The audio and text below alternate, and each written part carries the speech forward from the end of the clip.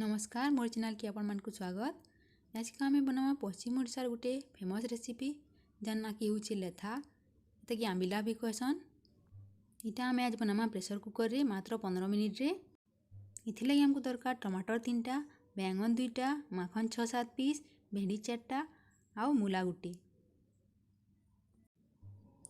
आउ मसला रे हमको दरकार 8-9 कोल लहसुन, 2टा सुखा मिर्चा, 8-9टा लेसिंगा पतर और 3-4 चामच अरुआ चाउल। आउ लेथागी पड़जिबाले हमको दरकार 7-8 कोल लहसुन, 5 फुटन, 3टा सुखा मिर्चा आउ टिके लेसिंगा पतर। पहला गोटे कढ़ईटे गरम कर नेबे, सेथिरे तेल चामचे दे नेबे आउ भेंडी के टिके भाजी नेबे। भेंडी के भाजी नेले घिंगलिया टिके ना लागे 2-3 मिनिट भाजी नेले ये बा।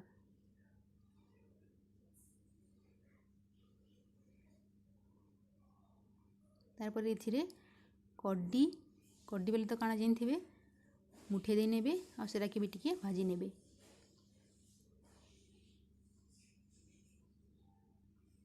तारपरे गोटे प्रेसर कुकरटे बसाई नेबे आ सेतिरे 2 ग्लास पानी ऐड कर नेबे। इतिरे आधा चामच हल्दी पकाई नेबे आ टिके फुटे नेबे। फुटी गला परे सब पनीपरिबा के इतिरे ऐड कर नेबे।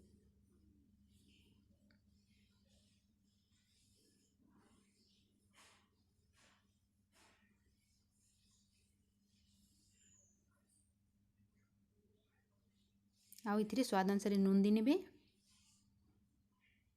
आउ तेतेल 3-4 कोल पकाई नेबे। तेतेल नानथिले अमूल भी दे पारन। तारपरे कड्डी और भेंडी के इथिरे ऐड कर नेबे आउ भल से खापनी दे करी गुटे सीटी आबार तक हाई फ्लेम रे सिझे नेबे। गुटे सीटी आसीगला देखुन। तारपरे बटा हैला मसला रे आधा कप पैन ऐड कर नेबे आउ सेटा कि फुटुथबा लेथारे दे नेबे। आपनकर इच्छा अनुसार आधा कप ना हेले भी कम पैन भी दे पारबे। केते मोटा कि केते पतला करबार के चाहछन लेथा कि जे। तारपरे एथिरे टिके गुड़ दे नेबे। गुड़ देले तार टेस्ट बढ़िया आसी।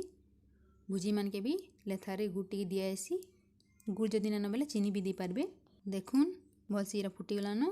तारपरे इरा कि परझी नेमा आमे 3 चामच सरसों तेल रे सबू परझन के दे करी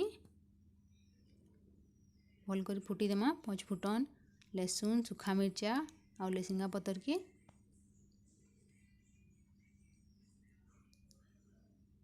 आउ इटा के लेथारे पके नेमा।